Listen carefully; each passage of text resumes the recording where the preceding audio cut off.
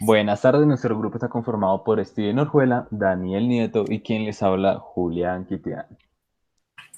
Bueno, nosotros queremos hablar de la fracción como parte de todo y como medida, ya que consideramos que esta fue una de las partes más fundamentales del curso para nosotros o de las que más nos impactó. Para ello, dividimos en tres partes.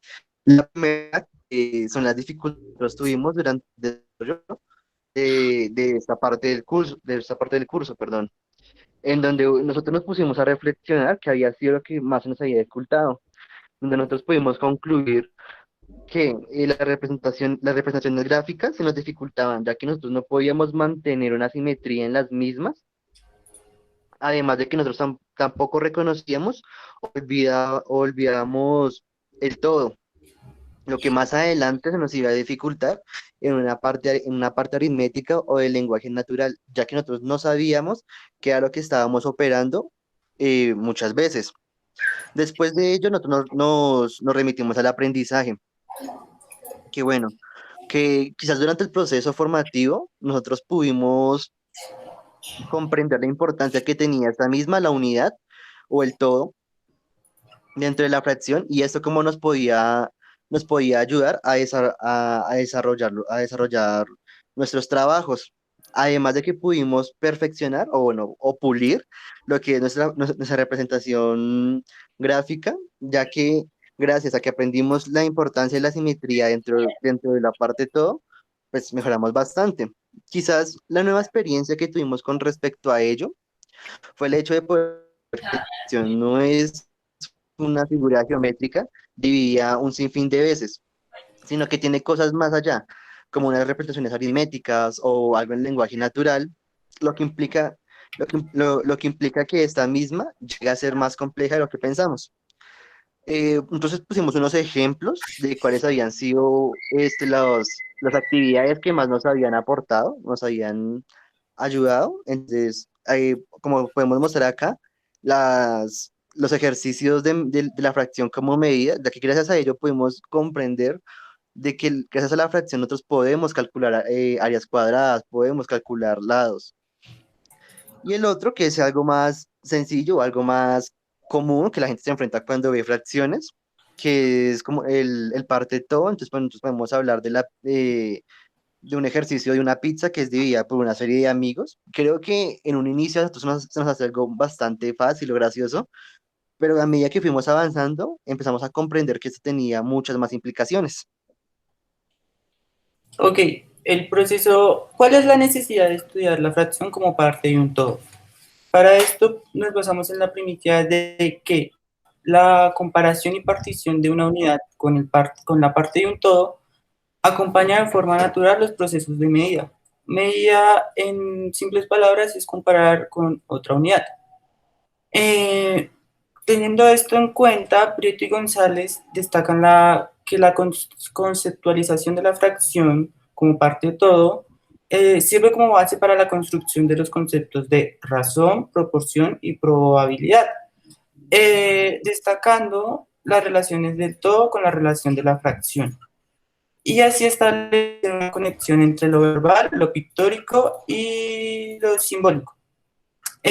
A su vez, Arteta y Rodríguez plantean la necesidad de capacitar y enseñar a los maestros para que eh, tengan pleno conocimiento de los conceptos que implica explicar la fracción como parte de un todo, debido a que por algunas veces por falta de apropiación del conocimiento de la fracción, genera entre los estudiantes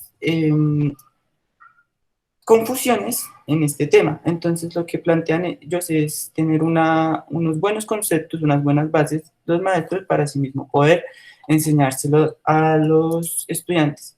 Y por otra parte, Hoyos hizo una intervención en la ciudad de Medellín con estudiantes de educación de primaria, donde le apostó a estudiar la fracción como parte de un todo y vio la necesidad de manejar la unidad, eh, de definir unidades y tenerlas como universales para asimismo también evitar confusiones entre los estudiantes. Bueno, Ahora, para concluir, tenemos que varios profesores toman el tema de la fracción como si fuera un tema pasajero que no tiene que verse bastante bien. Pero ya hemos visto que este tema es bastante extenso y se habla bastante de ello. Y es bastante complicado si no se aborda de la manera correcta, dejando así confusiones entre los estudiantes. También tenemos que si este tema es abordado, tiene bastante complejidad y es bastante grande y amplio, como se nos había dicho, porque puede aplicarse en bastantes usos cotidianos, como lo es la repartición de alimentos, construir una casa, dividir grupos poblacionales. Todo eso en el tema de la fracción parte todo. Para terminar, tenemos que los profesores deberían enseñar este tema con más fervor y más emoción a los estudiantes, sino dejándolo solo abiertamente a los demás.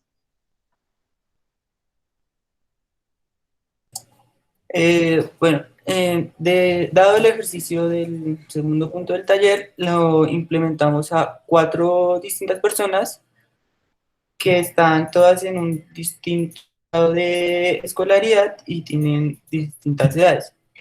Primero se lo implementamos a un adulto de 19 años que va en primer semestre de universidad. Este, este adulto observó detalladamente la imagen y con eso sacó un razonamiento propio, un razonamiento que es verdadero del ejercicio. Su idea más sólida consistía en que los números de cuadros que están abajo son el número en la posición que nos encontramos y arriba siempre habrá un cuadro menos.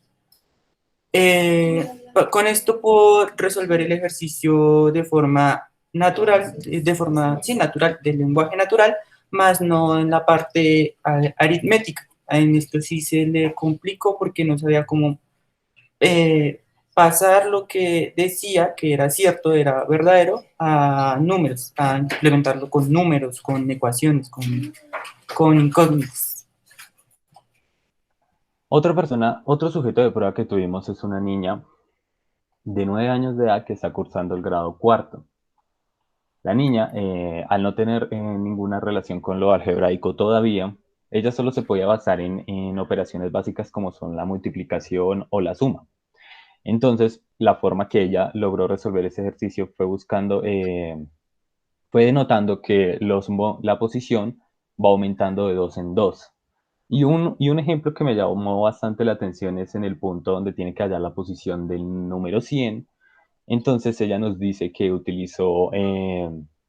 fue sumando los momentos hasta llegar a la posición número 10 y en ese momento le dio 19 cuadros. Y para ya llegar a los 100 cuadros, lo que hizo fue multiplicarlo por 10 dándole un total de 190 cuadros. Esa solución es bastante llamativa porque la hace sin necesidad de una operación algebraica, sino que mediante la matemática y la suma es capaz de resolver este tipo de ejercicios. Bueno, los procesos matemáticos de estos jóvenes. En el joven de 19 años, su producción matemática bastó en solo observar. Primero hicimos el ejercicio de forma hablada y después lo pasamos a un papel. Este muchacho solo observó, no utilizó ni un solo número, al último ya porque se lo pedía, pero no utilizó un solo número, solo me describía lo que pasaba, lo que estaba viendo. Su argumento se basó en cómo funcionaban las 3 imágenes y que nos daba el ejercicio, cómo se relacionaban, qué aumentaba, qué disminuía, y con esto puedo darle respuesta al ejercicio en una forma de lenguaje natural. Como dije anteriormente, no pudo hacerlo de forma aritmética, quizá porque no tenía tan presente los conceptos, qué sé yo, de álgebra o ya estaba como muy oxidado.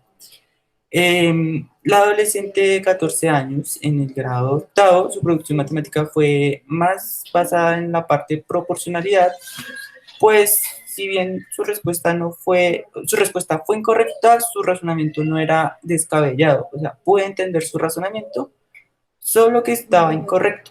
Ella tampoco pudo plantear la ecuación de forma de ecuación, sino, no sé, quizás no habían visto ese tema o fue muy difícil para ella. En el adolescente de 16 años, su producción matemática fue algebraica. Se esperaba, lo que se esperaba del muchacho, pues, lo que tiene los conceptos más presentes y pues su razonamiento era el indicado. Y por último, la niña de 9 años, su producción matemática se basa totalmente en multiplicaciones y sumas sucesivas. Esto, pues, teniendo en cuenta que está en grado cuarto, no tiene presente conceptos algebraicos, no los ha visto, y pues se defendió con lo que sabía. Bueno, el proceso de comunicación y acompañamiento que se tuvo con individuos o estudiantes fue bastante interesante y variaba según la académica. Y pues, si podemos decir que donde más se necesitaba o en el punto donde aquellos como ecuación o fórmula para encontrar las exposiciones, dado que va a tener un pensamiento algebraico desarrollado y solamente una aritmética, posición, varios conocimientos previos que los a una solución, punto.